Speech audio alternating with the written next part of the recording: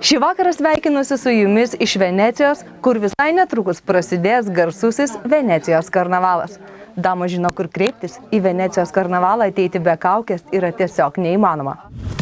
Šie vaizdai ne iš kostiuminės Hollywoodo dramos, kurioje galima atkurti kokią tik nori realybę. Tai Venecijos karnavalo kadrai, tiksliau uždaros kaukių puotos, garsėjančios visame pasaulyje ir vadinamos dožų baliumi, kuri jau 27 metus rengiama prabangiausiose šio miesto rūmuose. Netrukus jūs čia pakviesime, nes norint patekti į tokį uždarą maskaradą, gali nepakakti net ir kelis tūkstančius eurų kainuojančio bilieto ir puošnaus istorinio kostiumo. Reikia specialaus kvietimo, kurį gausite tik puotos organizatoriams, pasidomėjus, kas jūs. Tai visų pirma ir yra daromas tas vadinamas face controlas, ar ne? Kai yra tvirtinami svečiai pagal sąrašą, kartais yra paklausima netgi, kas tai yra per svečiai, ar ne? Jeigu tai ne kažkokios tai žinomos pasaulinės žvaigždės, kurios eina inkognito, o jeigu yra tai, tarkim, vieno ar kito kelionio agento siunčiami klientai, tai dažniausiai jie paklausia trumpą agendą, kas yra per žmogus, koks verslo pobūdis, ar keliauja ar nekeliauja, kokiam kalbom kalba. Tai yra labai svarbu komunikacija ir kad žmonės toje puotoje visi jaustųsi pilnaverčiais. Išskirtinių kelionių organizatorė Boutique Travel įkūrėja Aja yra buvusi ne viename Venecijos karnavale. Tad sako galinti palyginti, koks jausmas yra tiesiog žvalgytis minioje Venecijos gatvėje ar gondola plaukti pakviestai į uždarą prabangią puotą. Bet kol kas pasižvalgykime po žiemos miegą vis dar nugrimzdusią Veneciją. Kaip sako patys jos gyventojai, gandai apie šiais metais ypatingą potvinį patiriantį ir beveik skęstantį mūsų miestą buvo gerokai perdėti. Potvinių laukiame kasmet ir esame jiems pasiruošę, todėl visus, kurie išvydę vaizdus iš restoranų su juose braidančiais padavėjais, galime nuraminti. Tai tetruko labai neilgai, o dabar drąsiai galite visur sėdėti sausomis kojomis. Žiemą Venecijoje jokios grūsties, netgi nėra minios garsiojoje Švento Morkos aikštėje. Tiesa, balandžiai joje atrodo vis tiek laukia turistų. Geriausi miesto restoranai plačiai atvėrė duris, eilių prie jų nėra, o staliukų rezervacija netampa galvos skausmų gurmanai. Kad Venecijoje galima nugriebti ne tik picos gabalą ir jį skubiai sučiaumoti gatvėje, matyti vos užmetus akį į rytinį šeštadienio turgų.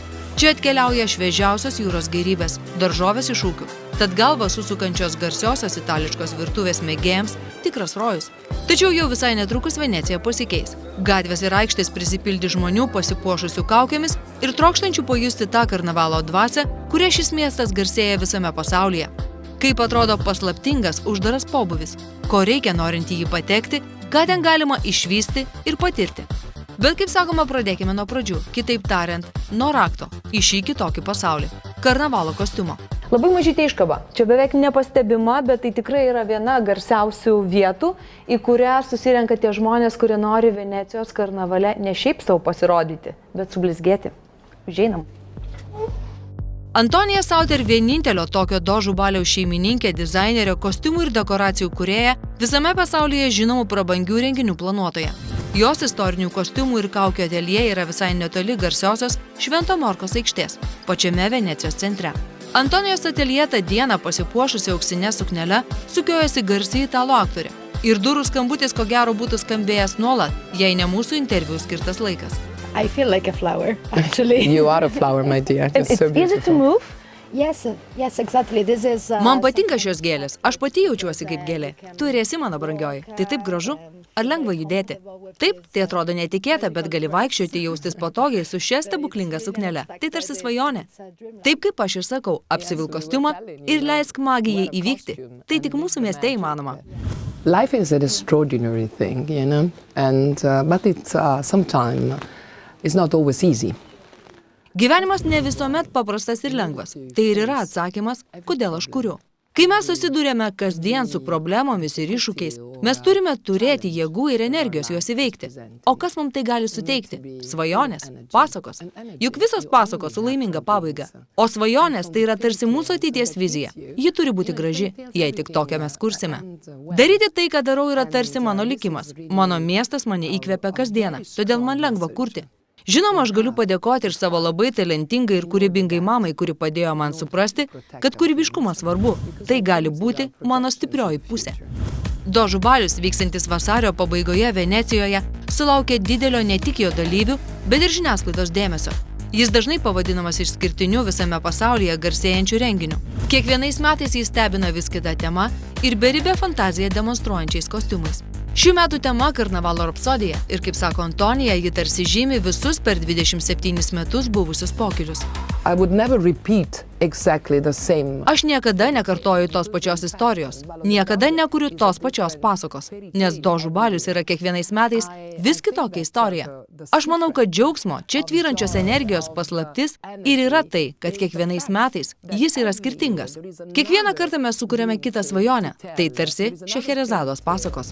Kad kiekvienas pokylis būtų skirtingas, temos, vakaro šou ir kostiumai nesikartotų, Antonija Sauter pripažįsta, reikia turėti gerą fantaziją. Tačiau pati augusi Venecijoje ir nuo vaikystės užsikrėtusi karnavalo bacila, ji prisimena, kaip kartu su mama imdavo ruoštis vasarį įvyksiančiam karnavalui jau nuo rugsėjo. Vartydavo knygas, ieškodavo istorijų ir kasmet kurdavo tą vienintelį geriausią kostiumą. The costumes is magic. Wearing a costume is magic. Because in fact... Apsirengti kostiumu kažkas magiško. Todėl, kad taip jūs tarsi įžengėte į kitą pasaulį, į kitą dimensiją. Iš pradžių kai kuriems žmonėms tai atrodo sunkiai įmanoma, bet aš visuomet sakau, apsivilkite kostiumą ir jūs iškart pajusite tą stebuklingą pokytį. Jei apsirengsite, pavyzdžiui, karalienės kostiumą, iškart pastebėsite, kaip pasikeitė jūsų laikysena, požiūris į aplinką. Kostiumas tarsi suteikia jums kitas galimybės. Jūs persirengėte ir pajuntate, kas dabar toks esate. Aja pritarė, jausmas apsivilkus kokį nors jūsų trokštamo personažo kostiumą yra ypatingas. Tai tarsi svajonės išsipildymas. Turbūt todėl Dožų balius dažnai įtraukiamas į įvairiausius per gyvenimą vertų patirti dalykų sąrašus.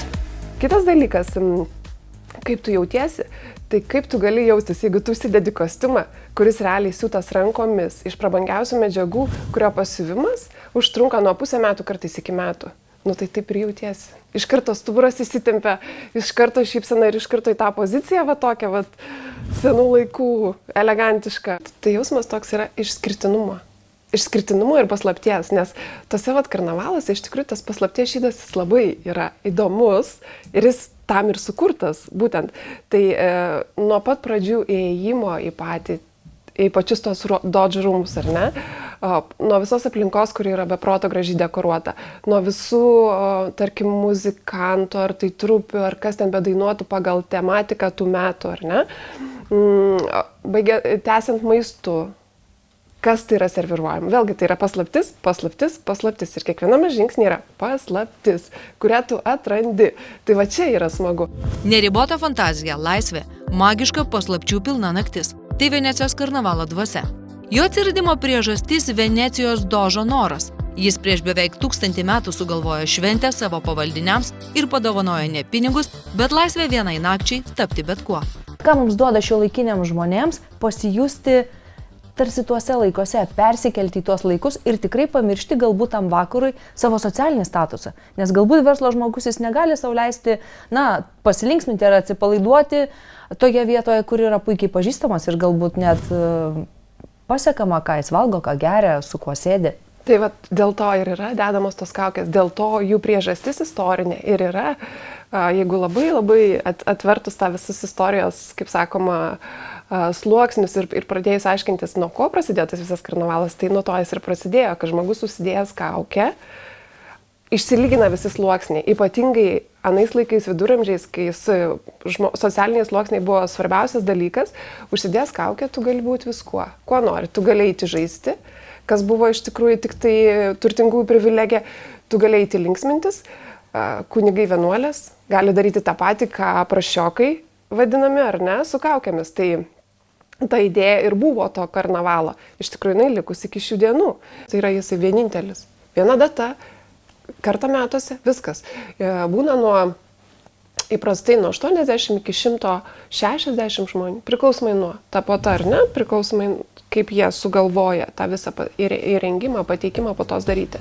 Antonija Sauter sako, kad kiekvienais metais dirba didžiulė komanda skirtingų sričių specialistų, kad Dožų balius būtų nepamirštamas. Šis renginys tai ir įspūdingi artistų pasirodymai, ir rinktiniai valgiai, ir žinoma šokiai. Brangiausias bilietas stebėti šou su vakariene siekia 3500 eurų. Toliau kaina mažėja iki 1500 priklausomai nuo vietos, kurioje sėdėsite. Be karnavalo kostiumo svečiai jokių būdų neįleidžiami. Jo nuoma nuo 3 iki 900 eurų. O jei norite asmeniškai savo sukurto, tik įjunkite fantaziją ir atverkite piniginę. Antonija Sautė rūpinasi viskuo, nuo rūmų dekoracijų, vakaro programos, geriausių šefų ruošiamo valgiaraščio iki kostiumų. Ir nors jis sako, kad apie saviškį pagalvos likus vos kelioms dienoms iki šventės, tačiau anot jos magija, kuri prasideda jį apsivilkus, pradeda veikti iškart. We open the doors. I am behind the scenes. Mes atveriame duris, aš vis dar dirbu užkulisiuose, pasižiūriu į save, atrodau kaip pelenė, gal net blogiau nei pelenė, nei makijažo, jokios magijos. Ir staiga, man tereikia 5 minučių, pasiimu karnavalinį kostiumą, atsikvepiu, apsivelku jį, šiek tiek pasidažau ir štai aš jau jaučiuosi karalienė ir žengiu į šį fantazijos pasaulį. Aš manau, kad man labai pasisekė, nes aš pasirinkau daryti tai, kas man labai patinka. Žinote juk tą posakį. Jei darysite tai, kas jums patinka, nedirbsite nei vienos dienos. Taip man ir nutiko, aš niekada nedirbu. Tiesa, užsukus į kitas Antonijos Sauter dirbtuves galima išvysti, kiek darbo reikia kiekvienam kostiumui. Ant jo stalo jau šių metų Venecijos karnavalo kostiumų eskizai. Aksomas viena mėgstamiausių Antonijos medžiagų, marginamas rankomis. Visi piešiniai jos kurti ir unikalūs. Antonija sako, kad dožų balius yra jos svajonė, o svajonėmis reikia dalintis. Tad, kai klausėme jos, kodėl ji pradėjo tai daryti, jie atsakė, kad tai jos gyvenimo dalimi tapo labai natūraliai. Žmonės dažnai stebisi, kaip man užtenka fantazijos kiekvienais metais sugalvoti kažką naujo, bet aš galiu pasakyti, kad tai man yra tikras džiaugsmas, tai yra mano stiprybė ir mano dovana gimtajam miestui. You know what is very important in life? Žinote, kas iš tiesų yra labai svarbu gyvenime? Ogi turėkite tokių patirčių, kurios jūs praturtins, padarys jūs laimingus, nukels jūs iš realybės į kitą pasaulį. Ir aš manau, kad dožų puota kaip tik tai ir yra. Tai ypatinga išskirtinė patirtis. Tai tarsi galimybė pabūti teatre, kuris sukurtas jums, kur jūs esate svarbiausio vaidmens atlikėjas. Ir taip jaučiasi kiekvienas svečias. Ne vieną kartą į tokius uždarus maskaradus buvo kviečiamos garsenybės, kurios mielai pasinaudodavo galimybę tapti nepažįstamomis. Pagal taisykles negalima prašyti kito svečio nusiimti kaukę, tai padaroma tik paryčiui. Tad daugam galimybė, tarsi vaikystėje tapti tuo, ko nori, iki šiol atrodo labai patraukli. Tu gali atsiskleisti, tu gali atsiriboti nuo visų, kas tave supa aplinkui, socialiniai sluoksniai, tavo pareigos, ar ne? Tavo įsitikinimai galų gale. Tai yra žaidimas. Ir tu gali žaisti, žinot, kokį tu nori. Ir tavęs niekas nesmerks, nes nežino, kas tu esi. Arba neteis, arba kažkaip galbūt tave pasveikins aplodismentais, ar ne? Bet tai bus tavo įvaizdis, o ne tu, kaip asmenybė, kurią jie yra įpratę matyti, kad ir daug metų.